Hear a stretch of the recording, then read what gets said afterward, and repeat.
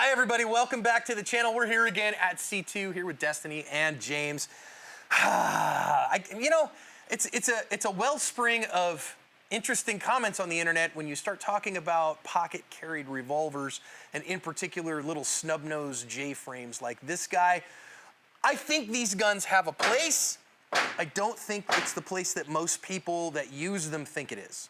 Palm pepper spray is next generation OC spray. It's hot at 1.4% major capsaicinoids, and its modular design means you can customize it exactly to you. 3 different setups, lots of different color combinations.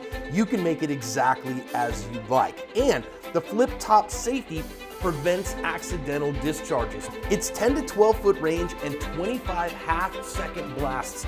Make sure that you can keep that long range eye poke at long range. I trust Palm OC and I recommend it for everyone for self-defense. So Destiny, you've been shooting, pretty seriously for about a year. Yes. And your carry gun's a pretty small gun. What are you carrying? The SIG 365 XL. 365, but the XL version. Yeah. Okay. James, you've been shooting since you were like 6 years old, right? Forever, Since you were a little guy. I actually have video of him at 12 years old shooting a big old 44 Magnum end frame and just running bear loads through it, and like me going, slow down, Tiger, those are like $5 a round. And handling those like a monster. Okay, fine, they both know how to shoot guns. And listen, it recently has gotten some love on the channel, like some people have been watching it, and by love I mean hate, because I talked about this gun in particular. This is a Smith & Wesson 642 Airweight, a very lightweight pocket kind of J-frame revolver. The J is the size of the frame, hammerless, little bitty concealed carry revolver. And a lot of people say, oh, this is a perfect concealed carry gun because it's light to carry, so you'll carry it everywhere. It's easy to conceal because it's small. My contention, though, is that it absolutely sucks to shoot. And so it's not a gun for beginners. That it has a place, okay? And the place for this gun, even though it gets sold many times to beginners, this gun is actually an expert's gun. Because why do I carry a gun? Tell me, Destiny, why do you carry a gun every day? To keep my children safe and myself safe. All right, so because, God forbid, you might have to shoot somebody today. Yeah. And if you need to shoot somebody today, you need a gun. Yeah. Okay? What do you want that gun to be able to do? What are some of the qualities you want of that gun? Be reliable. Okay, reliable's good. Yeah. Easy for my hands to grip. Okay, easy to get a hold of. Yeah, that's good. Available. Available's good. Do you want it to be hard to shoot or easy to shoot? Easy to shoot. You want it to be easy to shoot? Yeah. Do you want to have more chances or fewer chances? More chances. More chances. Yeah. More chances, more easier to shoot. This guy, few chances, hard to shoot. Okay? Now, I'm not saying that you can't make it better. Like some people say that a revolver is simple, right? It's super simple. Right until you get this side plate off. Then it becomes a Swiss watch. There's literally all kinds of stuff under here that you don't want to know about, okay? That I don't want to know about either. But the reason they say that it's simple is we put, in this particular case, it is 5 beans in the wheel. This is a 5-shot revolver. And now we go and we press the trigger. Now, of course, we're in a safe direction here. Bang. If it goes click for some reason, I just press the trigger again, right? Because what's going to happen is the cylinder will make it rotate around to a new one. So unlike my semi-automatic, that if I have a click and I got to do something to the gun to make it go again, this one I just press the trigger again. That is the one thing. Although, let's see. How many rounds have you shot in the last year? Oh gosh, I wouldn't even know. A couple thousand? Yeah, Okay. I think it's fair. And how many times have you had a round just not go bang? Not with this gun. I've had it with my Ruger. I had. Okay, but with the high quality gun that you're carrying every day, we've never seen it. No. Okay, so I shot 25,000 rounds in the last year. You know how many times I had it happen? Yeah. 0. Just in a modern context, especially using defensive ammo, it's just a non-issue. It was an issue 20, 30, 40, 50 years ago because the quality manufacturer wasn't up to it, okay? And so that was an issue 40, 50 years ago, not as much an issue today. A couple other things on this. Number one, as a default, this 642 Airweight, the sights are terrible, okay? The sights are just awful. Now, even this one, you see this here, I've put a little bit of orange fingernail polish on the front sight so you can see it a little bit better. Yeah. And you guys can maybe see that just a little bit there. But it's got this little kind of trough rear sight in it, and they're hard to use, man. They're not simple to use. And as somebody who's recently converted to the Dot, Dot makes life an awful lot easier. Yes. Now, I know somebody's going to say Taurus has come out with a revolver that you can put a dot on. That's true. I think that's kind of an oddity in the carry world. This is not on a little pocket guy like this.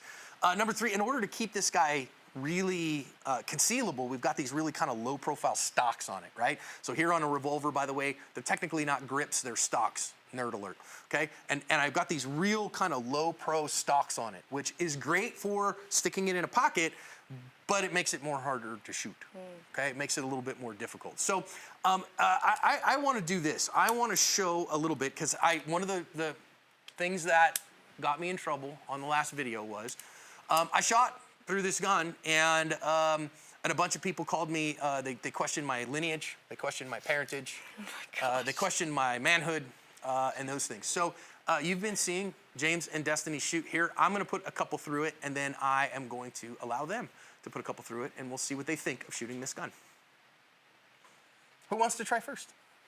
I'll give it a go. All right, James is up first. Let's get back up here. We'll come back to the 7-yard line. That's what we've been shooting at all day. Okay, so why did people give you such a hard time about it? Because I'm going to let you find out. Okay. Because it's going to suck to shoot. Because I say, this gun sucks to shoot. Okay. And people go, you're a pussy. It's just because you're not a man enough. If you were more of a man, you'd be able to shoot that gun well. Oh, wow. There you are, son. Because people are shitheads about it. Okay, so I've got that for you. So you've got 5 beans right there you can put in the wheel. Thank you. Now, I don't want to just think about the recoil here. I also want you to consider the sights to get to hit your target, as well as the trigger and how that goes for you. And this is a really good example of a 642 airweight J-frame, okay? So first off, my pinky is fully not on Yeah, it's not going to be. There's just no way it's going to be. Yeah, I just want to throw that out there. My pinky is fully off the gun right now. Just for everyone watching, so you know how shit this is. All right.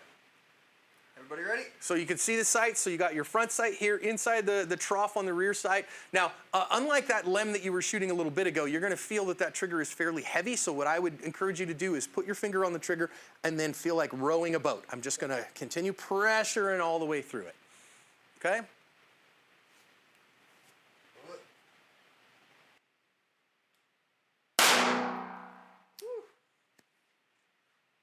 Yeah, that's definitely a lot worse than the other one that I was going. Am I good for another? Yeah, man, you got 5 shots. Go ahead, enjoy.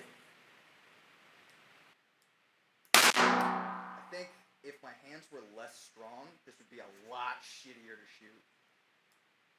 But as is, I've got fairly strong fingers, so... Something that I'm immediately noticing, I'm having to hunch just a little bit to try to... You're used to having the gun a little bit lower in your line of sight for a dot, is what it is. You can bring that up closer to your face, too. Okay. You got uno más. One more. Boom. Okay, yeah, we can do that, and then just straight up to the sky, and then they come out. Tell me about your experience shooting that, James. Come here, come here, come here, come here. It was definitely a lot harsher on the hand. I could immediately feel the difference as soon as I pulled the trigger. Pulling the trigger itself was a lot harder. It was kind of a struggle to get that all the way back. I mean, the sights on it kind of suck. The handle's not quite long enough. It's not the greatest. I wouldn't want to use that as my home defense or my self-defense or any kind of defense. Well, you're big. It's not made for you. Get out of here. All right. Come here, little lady. How many times and how many women do I know who have been told, you better get a revolver? Now, of course, you'd have to have pink stocks, right? Of course, because right. you got to pink it. Yeah. Right? Pink it and shrink it. Pink camo, though. Oh, pink camo. Okay. So we're going to let Destiny shoot this. Destiny's a good shooter. She knows what's up. And I would just say, grip this gun, okay? Don't mess with it. Okey-dokey. All right. 1, 2, 3, 4, 5. There you go, madam. You got 5 beans for you there. All right. These are just standard pressure 38 specials, by the way. These are not anything special. They're not plus Ps. It's standard P. Goodness. Takes a while to load. Yeah, it does. Okay. Now, like I said to James, right? So unlike your striker-fired gun, the trigger is a little long and a little heavy, okay? So once you make contact with it, think row a boat, okay? Okay. But you know how when you row a boat, it's gonna be effort from beginning to end? Yeah. Right? That's what you're gonna feel. Okay.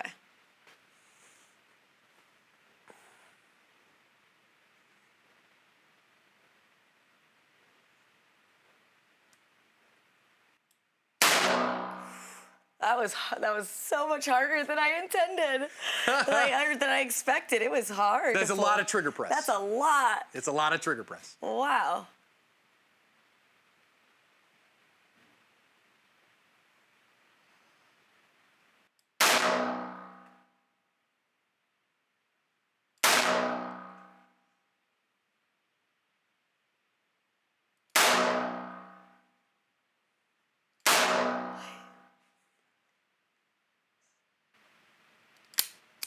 Now, I want you to notice that. I let her go on that last one on purpose. Do you realize, so you had to squeeze with your whole hand to get that gun to go off. Did you see what that tremor it did? That is absolutely common. I've got a hold of it. I have the gun. So tell me about your experience there shooting this wonderful Well, I little felt monster. like I didn't even...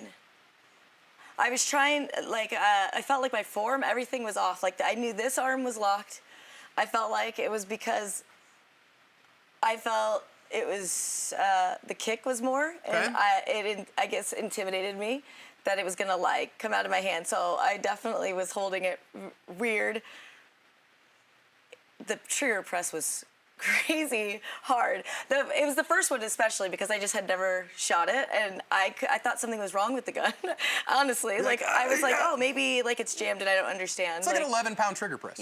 It's so different. Right? Yeah. So listen, I think that from this perspective, again, if I put this in the hands of, and I would consider Destiny to be a high intermediate shooter, okay? So like a high intermediate to a low advanced shooter. Would you choose this gun for your self-defense gun? I would not. This is much harder for you to shoot than your 365. Yeah. Yeah, so again, why do I carry a gun? Because I might need to shoot somebody today, right? Now listen, somebody's gonna say, yeah, but I'll actually carry this one and I won't carry the 365.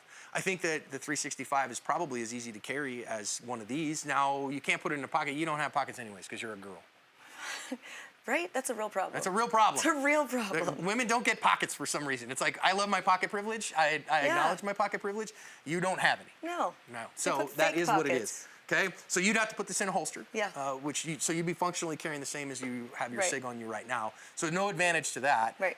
Given those two then, I think, again, a real master. So Claude Werner, Chuck Haggard, Daryl Bulkey, guys like that who've been carrying, J-frames on their ankle forever, and they shoot all the time, and they're big, strong men with 125 pounds of grip strength.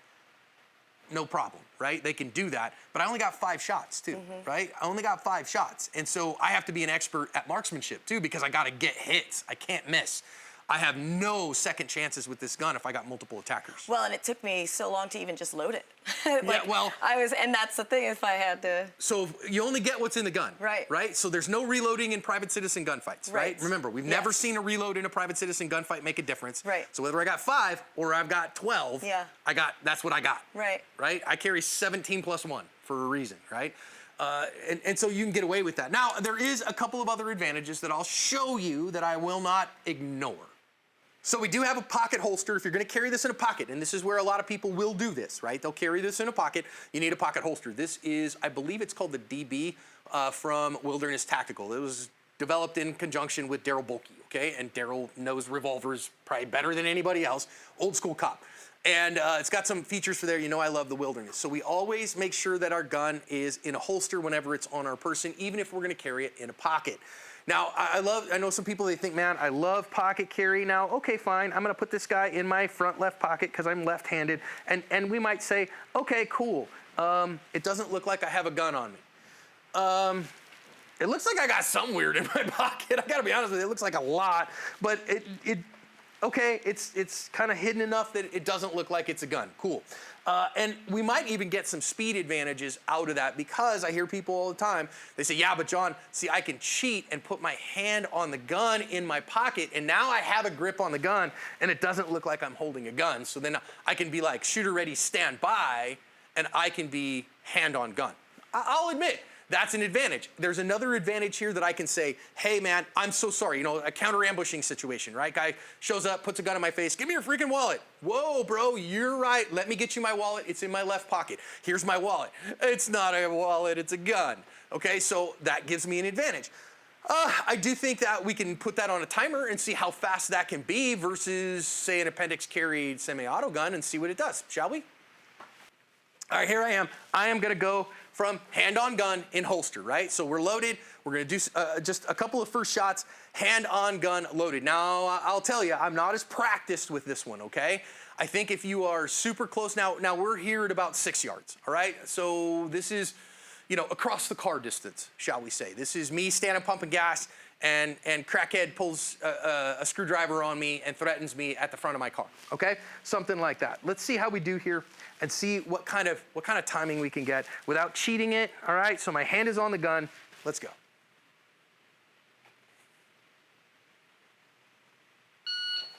Oh, God, man, that's terrible. So that's a 1-1-1 from that position. Now, of course, here's one of the problems that we're gonna have, right? So it did, and again, it cleared the holster. Okay, fine. I gotta be careful with this, right? So now I can't reholster this in the pocket, and that's a detriment here, because now I've just finished a gunfight, say, and now I gotta get over, thank God I've lost some weight, get this out here, holster it up, and then put it away. On a training range, difficult, right? In a real life, very difficult. Now I get it, in a gunfight, you can say, hey man, after my gunfight, I'm just gonna put it down. I'm just gonna put it on the ground. That's reasonable, or you can transition it to your support hand, get the holster out of your pocket with your dominant hand, holster it up, and flip it around. I don't love in an adrenalized state after a gunfight, hand switching guns, if I can help it, okay? Let's see if I can do better than 1-1. 1-1 is not exactly what you'd call rocket fast out of this particular condition. Now, I'm gonna cheat that just even a little bit more. Now again, though, I really do wanna say, so you're like, well, but I carry with really baggy pants. Maybe you do. These are my everyday pants, right? So, and they are 5'11" Defender Flex. So they're not like Levi's or anything. These are, this pocket is built for concealed carriers, okay? And yes, you must have a holster for your gun. Even in a pocket, it must have a holster. Hear me with that. It must have a holster.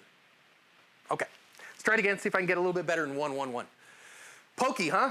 God, I suck at this. I heard that shooting is fun. Where did you land it? I haven't the foggiest clue on earth. I think I was somewhere in the A zone, but don't quote me on that. All right, we ready?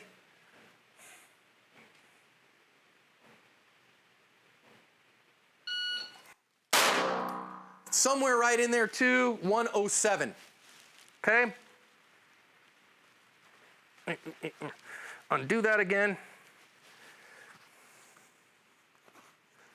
So I realize if you're really working on it, I do know some guys who can get it down into the .8s, .9s. They can get sub-1s from that pretty quick and do those kind of things. I can just tell you, again, I'm not super duper practiced with it, but I'm not, you know, poking around either, that from here, getting it out of the pocket and getting two hands on it and getting out, I'm around 1-1 or a little bit faster. If you want, I can, you know, or go watch other videos on the channel. You can see me doing that from appendix in .9, you know, so I'm faster without my hand on gun with the gun at my waist than I am out of the pocket because of the friction of doing that. So hard to shoot. They just are. Guys, you know, take the average person. If you're a real expert, you can do it well, and I'm not saying you can't. Number two, I think that they are very low capacity. Now I will say the other side of that is a revolver tolerates neglect incredibly well, okay? You can take this gun, fill it full of 38 specials, stick it in your pocket, and 15 years later, it's still gonna be functional, all right? As long as you didn't, like, you know, fill it full of dirt or some crap, you know? It'll tolerate dust and, you know, dust bunnies and crap like that. You sit it in a sock drawer. As long as you didn't over-lube it, it'll probably run. Whereas a semi-automatic is not that tolerant of neglect. Semi-automatic is much more tolerant of abuse than a revolver. So who's this for? This gets sold to beginners all the time. I don't think it's a beginner's gun. I think that the only thing it does well is if you say you want a gun in the house to feel better, but you don't want to train, you don't want to use it, you just want to have it in the house. Okay, cool, here's a revolver, right? Here's a little J-frame revolver. Put it somewhere where kids aren't gonna get to it. God bless you, okay? Because you wanna have one, cool. Or absolute experts, people who are like, dude, I'm gonna train and train and train. I'm gonna be so good with it that I can run that heavy double action trigger really well or spend the money and time to upgrade the trigger to a better trigger. I'm gonna do stuff to the sight so that they're really good. I'm gonna practice with it. I'm gonna become very good with it, understand its limitations and work within them. If you can do that, then you're an expert and that's great. But for most people today in 2024, I think a small semi-auto, one of the little pocket micro 9s is a better choice.